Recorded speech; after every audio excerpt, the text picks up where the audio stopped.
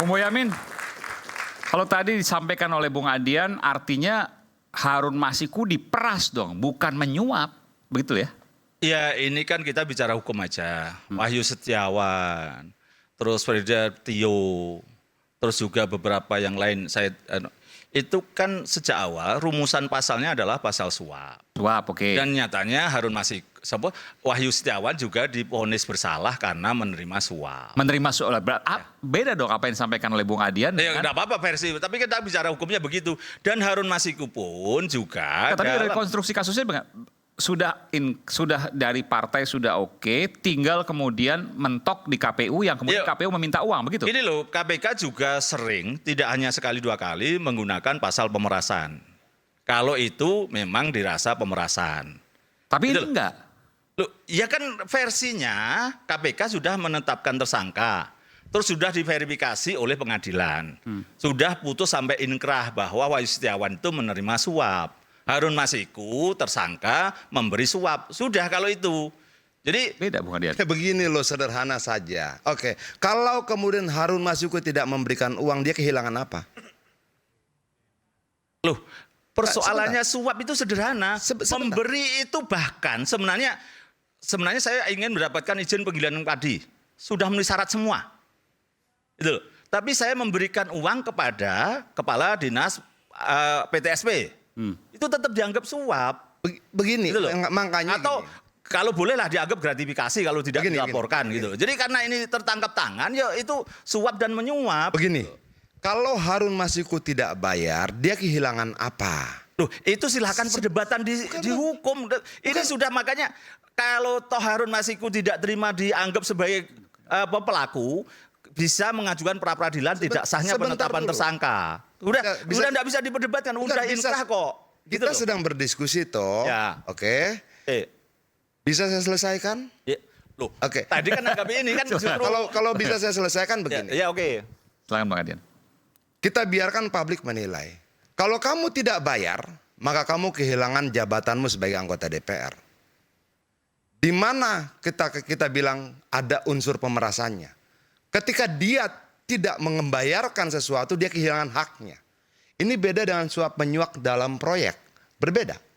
Oke. Saya merasa punya hak untuk menjadi anggota DPR. Dari mana hak itu saya dapatkan? Hak konstitusional berdasarkan putusan Mahkamah Agung dan fatwa Mahkamah Agung. Hak itu melekat pada saya secara konstitusional.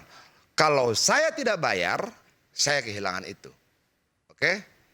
Pemerasan bukan. Unsurnya terpenuhi enggak? Terpenuhi, tapi sudahlah. Kita tidak bahas itu. Yang saya minta boleh enggak berlaku fair.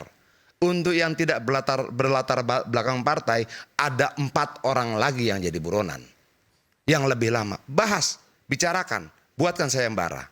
Biar fair. Ada 4 Panggil. lagi. Oke, siapa yang terkait dengan Kirana? Panggil. Siapa yang terkait dengan buronan yang lain? Panggil. Kenapa yang dipanggil semua yang terkait dengan Harun Masiku? Dari bulan ke bulan, dari tahun ke tahun. Menjelang Pilpres dipanggil, menjelang momentum politik dipanggil. Ayo kita berlaku fair. Itu loh. Nah yang kita inginkan apa sih? Fairness kok. Adil saja. Itu loh. Dari sisi mana? Dari sisi manapun. Kan sederhana. Tapi sebenarnya Pak Adian setuju nggak ini dituntaskan perkara ini? Loh, begini Pak. Loh, Saya setuju nggak jika dituntaskan? Sebentar dulu. Saya setuju semuanya dituntaskan. Yang saya tidak setuju ketika yang lain tidak dipersoalkan, hanya Harun Masiku yang dipersoalkan. Sementara, sementara dari jumlah uangnya lebih besar yang lain. Sementara di yang lain 8 tahun buronan, Harun Masiku 4 masuk 5 tahun kelima. Kenapa yang kecil suap menyuap berdasarkan proses yang dia yakini sebagai hak konstitusional itu menjadi lebih besar dibandingkan yang lain? Kenapa? Ayo jelaskan pada saya, kita jelaskan pada rakyat. Apa dasar pertimbangannya? Kenapa kemudian yang 3 tahun lebih lama dari Harun Masiku menjadi buronan tidak pernah dibahas? Bahkan Pak Aiman tanya, siapa itu Kirana? Ya berarti gini Pak Adian Napitupulu bisa ikut barisan saya gugat KPK pra peradilan terhadap perkara itu. Atau PDIP di Komisi 3 juga mempertanyakan itu. Saya pun masih punya daftar 4, itu besok Petral. Ini Terus tambah yang masih buron nih, yang masih buron maksudnya? Ya Bukan, kalau ini Petrali ini udah lama, tapi tidak diproses-proses. Sekjen DPR terkait dengan rumah dinas. Terus ini kemudian Paulus Thanos yang EKTP. Terus beberapa TPPU yang Rita Widiasari, saya daftar kok, saya akan ngasih hadiah di akhir masa jabatan pimpinan KPK ini 5 pra-peradilan. Jadi saya senang Pak Adian Apitupulu bisa ikut juga menggugat itu. Kenapa si Kirana Kota Problem gini loh. Dan saya selalu mengatakan buronan KPK berapa? Saya sebutkan juga itu kok. Saya punya datanya tanpa harus saya buka Google lagi, saya ingat persis itu kasusnya di mana kok. Gitu loh. Ayo kita tuntaskan, kita selesaikan KPK ini gitu loh. Tapi mohon maaf nih Pak. Kan ada pemerasan penyuapan ini. Ya kan kayak tukang gergaji 2 orang itu ya. Maksud saya apakah KPK punya hasil rekaman itu pemerasan atau penyuapan? Itu aja apakah dibuka di sidangnya Pak Wahyu waktu itu atau tidak? Ya sudah clear Pak. Dibuka udah clear Pak. Dibuka itu pemerasan penyuapan. Siapa yang ngambil? Penyuapan. Udah ingkrah. Jadi dengan segala alat buktinya, penyuapan, bagaimana rekamannya, komunikasinya, Wahyu Setiawan nyuruh Tio, terus bagaimana komunikasinya, itu yang telepon karena dulu. juga ada gini loh, ada cerita juga, Rizky Amelia itu juga tidak terima kalau dia diganti dan akan menempuh hukum kalau diganti. Jadi ada proses yang KPU juga harus memperhatikan calon yang juga mau diganti, nomor urut yang di atasnya. Gitu loh. Jadi itulah kenapa kemudian KPU dengan dalih itu wah enggak gampang itu gitu loh. Tapi kemudian ada yang mengambil kesempatan minta uang gitu loh. Tapi kemudian juga memberi tanpa ada unsur menurut saya itu pemerasan dan bukan itu sudah terklarifikasi di pengadilan. Itu aja saya kira. Terima kasih. Oke. Silakan Bung Refli. Tampaknya ada pendapat lain. Silakan. Iya, begini. Kegagalan kita melakukan judgement itu kalau kita tidak clear mengkonstruksi kasusnya. Itu saya mau jujur sejujur-jujurnya kasusnya ya, tanpa mau membela siapapun. Jadi gini, kasusnya ini kan bermula dari meninggalnya Nazarudin Kimas. Nazarudin Kimas itu caleg PDI Perjuangan di daerah Sumsel. Saya lupa Sumsel 1 atau Sumsel 2 ya. Nah, dia dapat kursi nomor 1. Tetapi sebelum dilantik, Nazarudin Kimas yang adiknya Taufik Kimas ini meninggal dunia. Berdasarkan peraturan KPU dan yang lebih atas lagi Undang-Undang Pemilu, kalau meninggal maka digantikan calon berikutnya. Nah, calon berikutnya namanya Rizky Aprilia. Rupanya Harun Masiku ini yang cuma menduduki suara nomor 6 ingin kursi itu. Ingin kursi yang ditinggalkan oleh Nazarudin Kimas. Karena itu salah satu upayanya adalah mengajukan judicial review ke Mahkamah Agung terhadap peraturan KPU. Oke. Karena peraturan KPU itu mengikuti undang-undang yang mengatakan bahwa dalam kasus seperti itu, dalam kasus yang pemegang kursi kemudian tidak dapat mendudukinya, maka kita tahu semua kursi diberikan kepada nomor 2, suara terbanyak berikutnya. Kan begitu. Lalu karena ini special case, diajukanlah permohonan yang meminta agar suara orang yang meninggal itu menjadi hak partai politik. Dan dalam permohonan itu diajukan juga penggantinya Harun Masiku. Begitu. Oleh Mahkamah Agung hanya dikabulkan sebagian. Apa itu? Yaitu benar itu hak partai politik. Tetapi tidak dikabulkan penunjukan Harun Masiku. Alasan MA adalah itu bukan kewenangan dari Mahkamah Agung untuk menunjuk.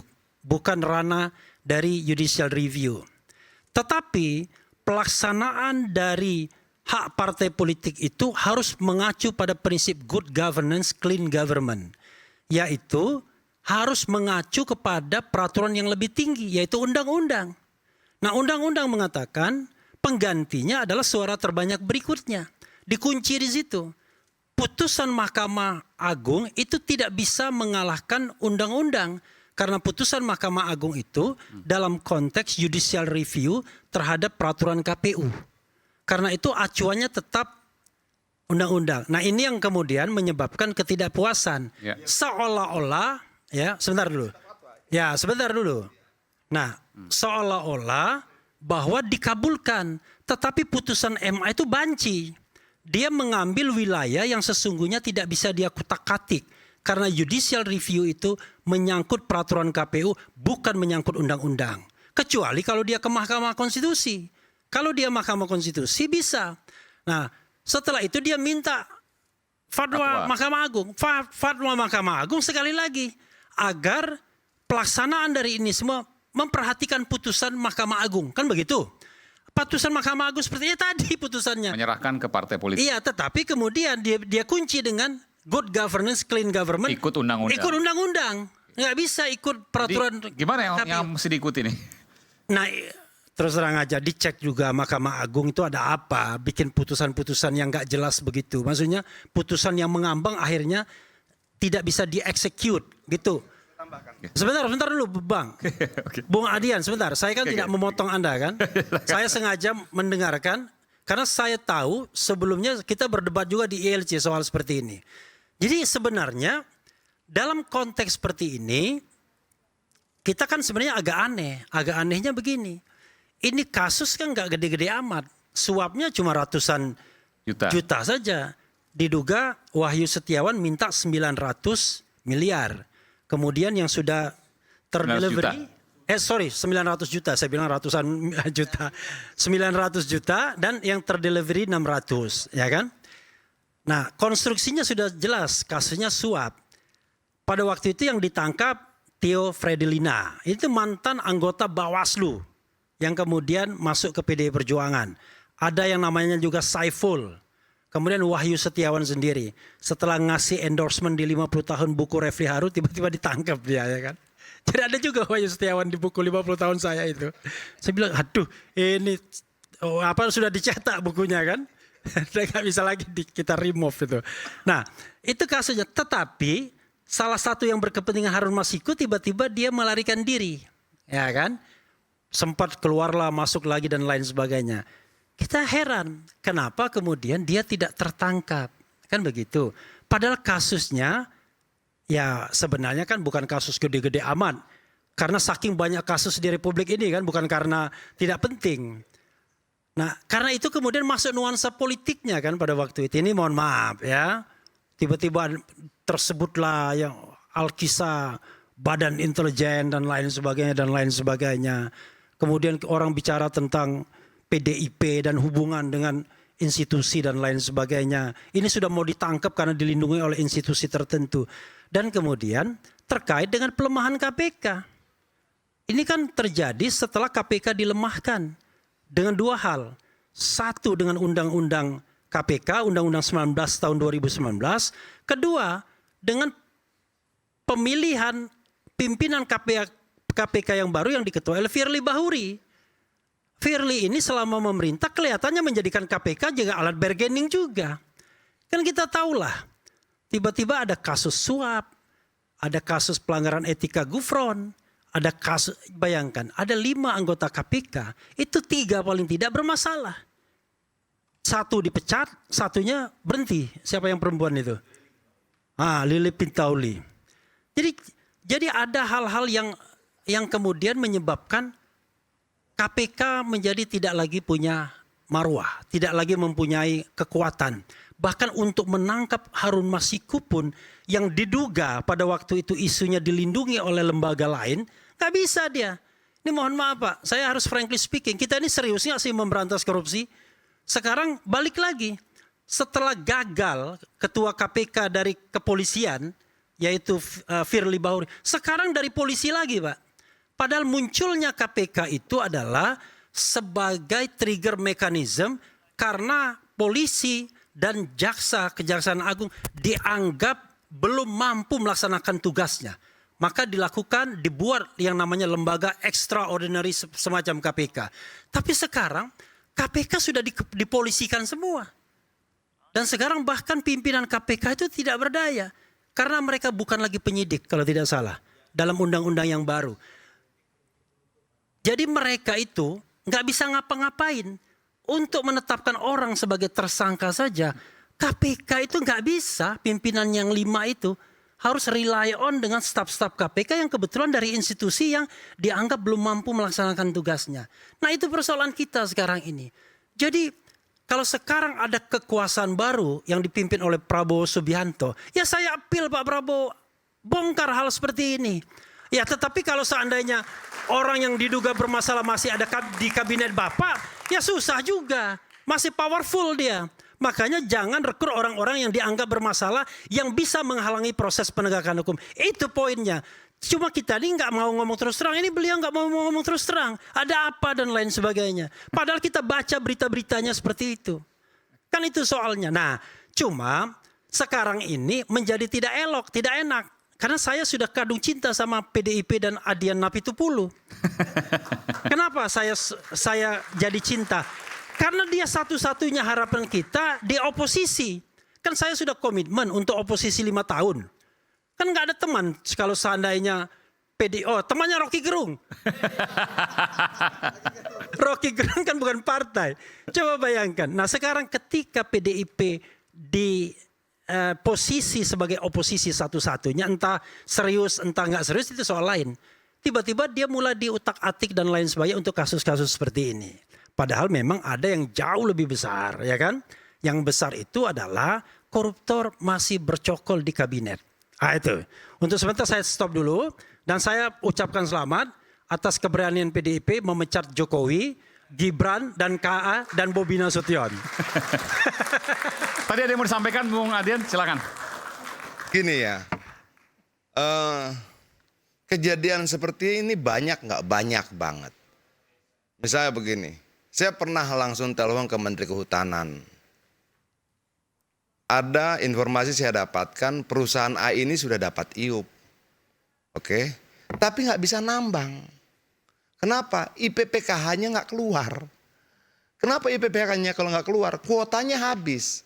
Saya bilang sama Ibu Menteri Kehutanan waktu itu Bu Siti Nurbaya, Bu bisa nggak sih kuota IPPKH itu diumumkan di publik? Sehingga ketika habis orang nggak ngurus IUP gitu loh. Nah setelah dia urus IUP, mau nambang nggak bisa, IPPKH nggak keluar, apa pilihan dia? Cari jalur lain dong. Gitu loh. Saya sudah punya izin usaha pertambangan. Mau ngiris izin pinjam pakai kawasan hutan, kuota habis. Repotnya kuota itu dia nggak tahu sudah habis atau tidak. Nah masalah begini banyak banget. Ketika tidak kita perbaiki, maka tanpa disadari negara ini memproduksi penjahat. Itulah sebabnya ada pelakor bang toh. Apa? Penambang lahan koridor. Kenapa? Apa? Dokter dokumen terbang itu loh. Nah ini banyak. Apa? Yuk kita perbaiki yuk. Jangan kemudian orang dipaksa jahat. Dia ngurus IUP habis miliaran, sudah mau ngambil cangkul sama beko buat nambang, nggak dapat IPPKH. Dia jadi penambang lahan koridor. Orang baik ini dipaksa jahat untuk bisa kembali uangnya agar tidak ditagih bank, tidak disita asetnya. Dia berusaha melindungi apa yang dia miliki dengan melakukan kejahatan. Nah yang kayak begini bisa nggak kita perbaiki? Ini contoh kecil saja gitu loh. Bisa nggak kita perbaiki bahwa kemudian jangan ambigo dong Mahkamah Agung. Iya enggak gitu loh. Boleh enggak. Harun Masiku pertama gugat uji material. Hasil keputusan uji material membingungkan dia. Dia butuh kejelasan. Keputusanmu apa sih Mahkamah Agung? Oke, untuk penjelasan itu dia minta fatwa. Dia ikuti prosedur itu. Fatwa itu bilang masih ambigu ya Pak Refli ya. Masih ambigu. Nah ambiguitas ini membuat dia akhirnya menjadi orang jahat. Saya yakin ini maksud fatwa ini. Saya yakin begini. Minta partai dikasih rekomendasi. Bahwa penggantinya adalah Harun Masiku.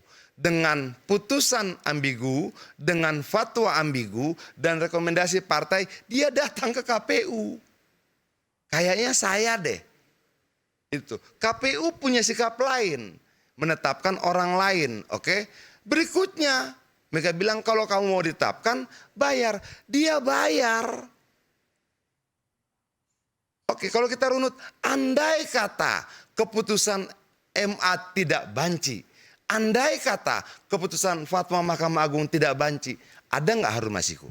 Nggak ada. Jadi Harun Masiku itu produk apa? Produk dari ketidakpastian hukum kita sendiri. Produk dari ambiguitas keputusan MK dan ambiguitas fatwa MA. bukan MK. Keputusan MA dan fatwa MA. Ambiguitas dan kebencian itu melahirkan harum masiku. Tegaslah kita berbangsa ini. Iya, enggak. Mau dapat izin tambang, buka IPPKH-nya. Kalau enggak, jangan kasih. Itu loh. Kalau boleh, jalankan. Enggak.